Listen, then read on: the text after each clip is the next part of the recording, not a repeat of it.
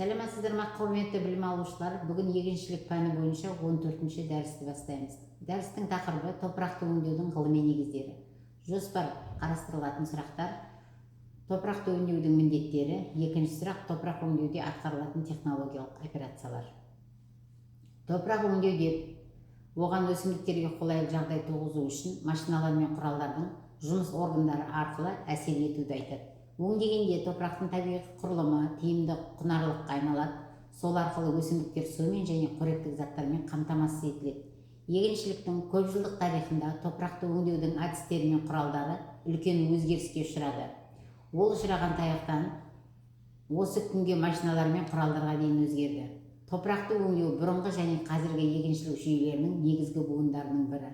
Ылғалды аймақтарда өңдеу арқылы топырақтағы артық ылғал тасталынса, құрғақ аймақтарда ылғал жинақтайды. Арамшөптермен күресте де топырақты өңдеудің орны ерекше. Сонымен қатар өңдеудің топырақ құнарлылығына пайдалы әсерінен басқа теріс әсері де болады. Топырақта қазіргі құралдармен үнемі қарқынды әсер ету, әсіресе топырақ климат жағдайлары, жер бедері ескерілмегенде қара шірінді мөлшерінің азаюы, құрылымдылығының, су физикалық қасиеттерінің нашарлауы арқылы топырақтың құнарлылығының төмендеуіне әкеліп соғады. Эрозия мен дефляцияның әсері арқылы топырақтың құнарлылығынан айырылуы оның тозуының шегі болып табылады. Сондықтан қазіргі кезеңде топырақты өңдегенде оның құнарлылығына кері әсерін бәсеңдететін және жағымды әсерлерін күшейтетін қосымша шараларды қоса жүргізу керек. Егіншіліктегі ғылыми-техникалық жетістіктердің арқасында топырақ өңдеудің тәсілдері мен құралдарының саны үнемі көбеюде.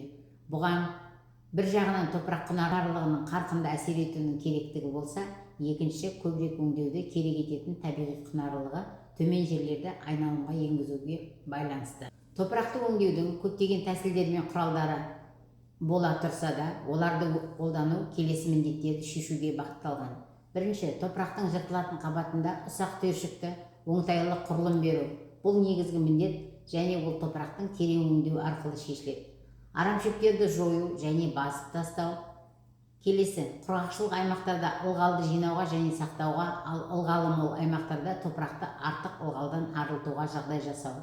Келесі, микробиологиялық процестерге әсер ету және жыртылатын қабаттағы қоректік заттарды қайта бөлу, тарату арқылы қоректік режимін жақсарту.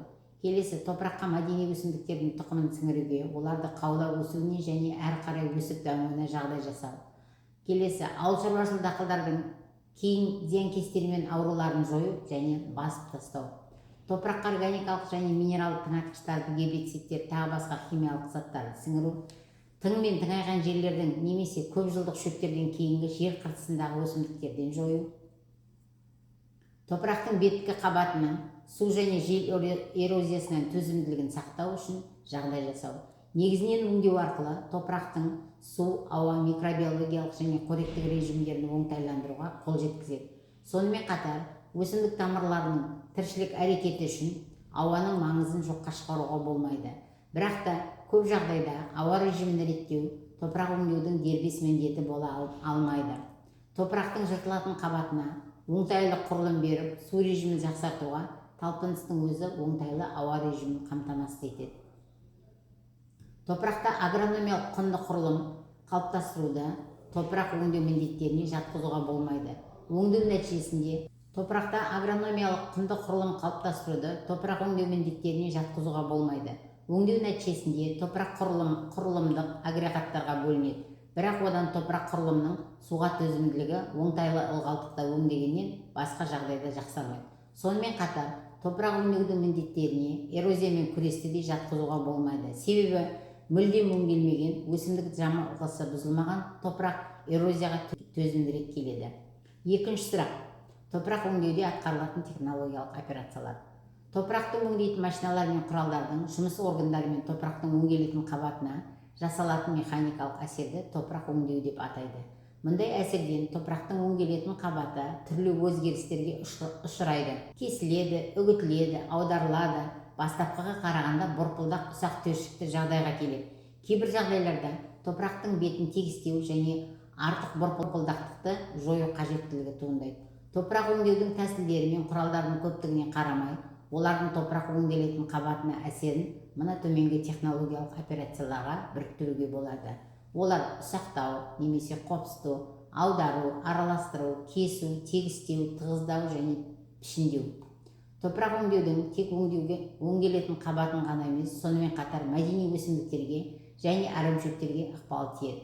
Онда өсімдік қалдықтарын топыраққа сіңіру, арамшөптердің тамырлары мен тамыр сабақтарын кесу, тарап топырақ бетіне шығару, ұсақтау тағы басқалары атқарылады. Топырақты үгіту және қопсыту. Топырақтың өңделетін қабатын үгіту және қопсыту арқылы оған ұсақ түйіршікті бұрпылдақ құрылыс беріледі. Оның әсерінен топырақтың жалпы қуыстылығы көбейеді. Су және ауа өткізгіштігі, топырақтағы аэробты микрофлораның тіршілігі артады. Бірақ топырақтың бұрпылдақтығы өте жоғары болмағаны дұрыс, себебі аэрация мен оның құрғауы артады. Мұндай жағдайда жол бермеу үшін топырақтың үгітілу деңгейін анықтағанда аймақтық ерекшеліктерін ескеру керек. Құрғақшылық аудандар үшін топырақты 2-10 см бөліктерге үгіткен жақсы.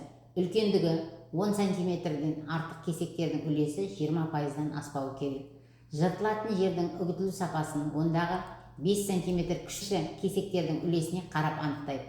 Жыртылатын қабаттағы 5 см кіші түйіршіктердің саны 85% артық болғанда, оның үгітілуі жақсы деп бағаланады. Алайда топырақтың құрылысы мұндай жағдайда бұрпылдақ және беріктігі шамалы болады. Тек үлкен кесектер кішірек берік түйіршіктерге бөлінгенде ғана топырақтың жыртылатын қабаты қолайлы кіші түйіршіктерге құрылымға ие болады. Сондықтан топырақтың жыртылатын қабаттың тереңдігіне үгітуге және қопсытуды топырақ шөгіп қолайлы құрылыс және құрылымға келіп үлгеру үшін ауыл шаруашылық дақылдарды себуден едәуір бұрын жүргізілу керек.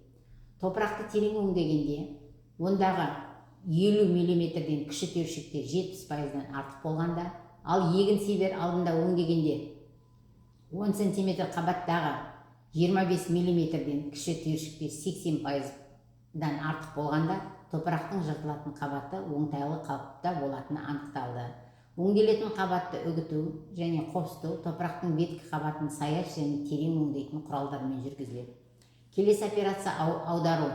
Топырақты аудару, оның өңделетін қабатының үстіңгі бөлігін төменгі, ал астыңғы қабаты жоғары бөлігімен алмастыру.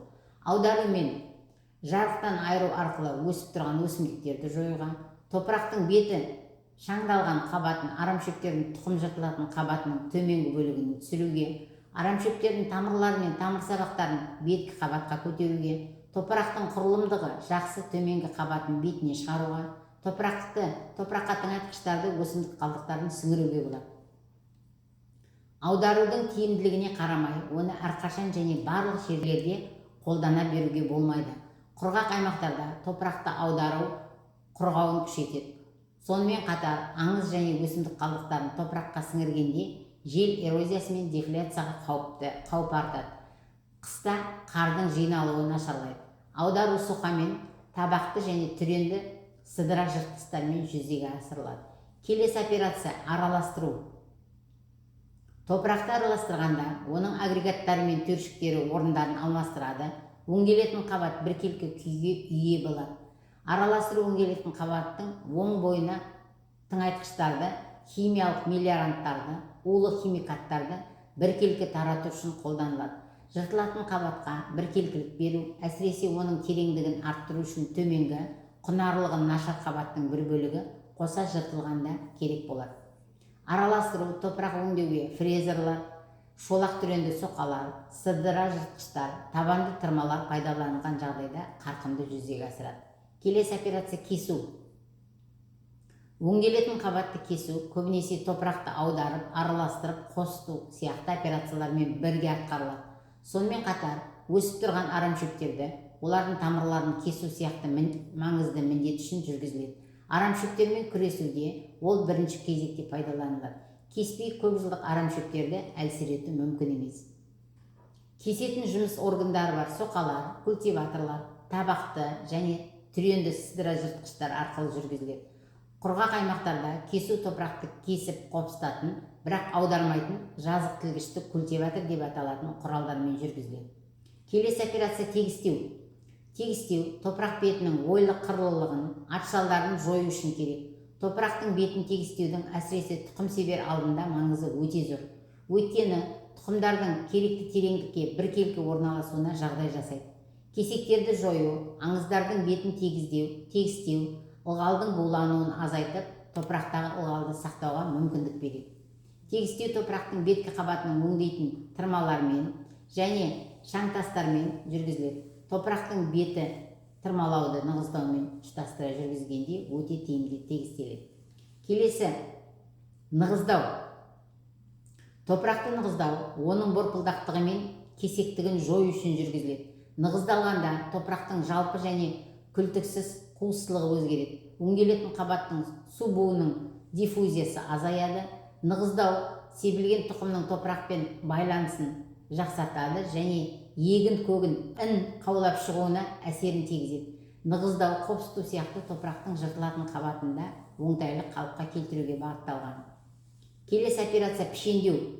Тұқым себу немесе жыртылатын топырақтың бетінде белгілі бір пішін беру керек болғанда пішіндеу жүргізіледі. Мысалы, жүйек, атшал, үймек, ойық, шұңқыршық, шағын күлтабан жасау. Топырақтың бетіне белгілі пішін берудің арқасында су жиналады және бұрылып жіберіледі. Топырақтың эрозияға төзімділігі артады, себілген және жыртылған жерлердің жылу, ауа режимдері жақсарады. Топырақтың бетінде белгілі бір пішін осы мақсат үшін жасалып, атшалды бөлгіш, шағын күлтабан және бөгет жасалғышпен тағы басқа әдейі жабдықталған соқалармен жыртқанда пайда болады. Ең көп қолданатын СЗС 22-1 тұқым сепкіштері топырақ бетінде майда жалдар қалдыратын сақиналы шаңтастармен жабдықталған. Келесі, шым. Тың айған жерлерде шабындықтарда кездеседі. Өсімдіктердің тамырлары мен жерасты сабақтарымен шырмалған, түрлі деңгейге ыдырататын органикалық заттардың қалдығы бар жердің беткі қабатын шым деп атайды. Мұндай қабаттар үгілу қабілетін жоғалтқан, байланыстылығы жоғары, сондықтан жыртқанда жер қыртысымен қопарылып түседі. Шымның қалыңдығы 10-12 см болады. Шымда алдын ала құралмен өңделсе, немесе соқаның шым жыртқышымен кесіп, атыздың түбіне тасталса, топырақтың сақталуы жақсарады. Келесі операция көп жылдық шөптердің қыртысы. Шымға қарағанда өсімдік қалдықтарын нашар шырмалған және органикалық қалдықтары да аздау. Қабаттың қалыңдығы 10 см-ге дейін. Жыртқанда топырақ кесектерімен қопарылады. Егер алдын ала табақты құралдармен өңдесе, олардың үгілуі жақсарады. Келесі аңыз. Дәнді дақылдары орылған жердің топырақтары шымға немесе көп жылдық шөптердің қыртысына қарағанда өсімдік тамырларымен аз шырмалған.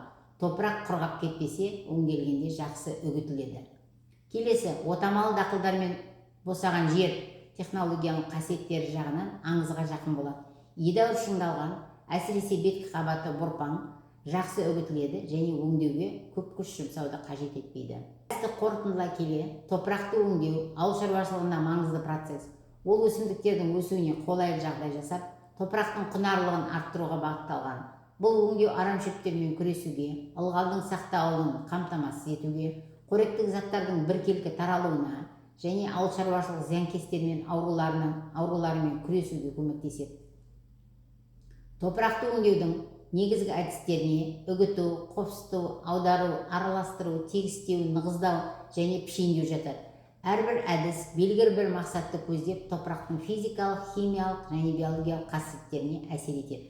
Дұрыс жүргізілген өңдеу топырақтың құрылымын сақтап, оның эрозияға төзімділігін артады. Сол себепті топырақты өңдеу тәсілдерін табиғи климаттық жағдайларға сәйкес таңдап, тиімді қолдану ауыл шаруашылығы өнімділігін арттыруға шешуші рөл атқарады. Келесі слайдта бақылау сұрақтары берілген, сұраққа жауап берулеріңіз сұралады. Дәріс аяқталды. Назар қойып тыңдағандарыңызға рахмет.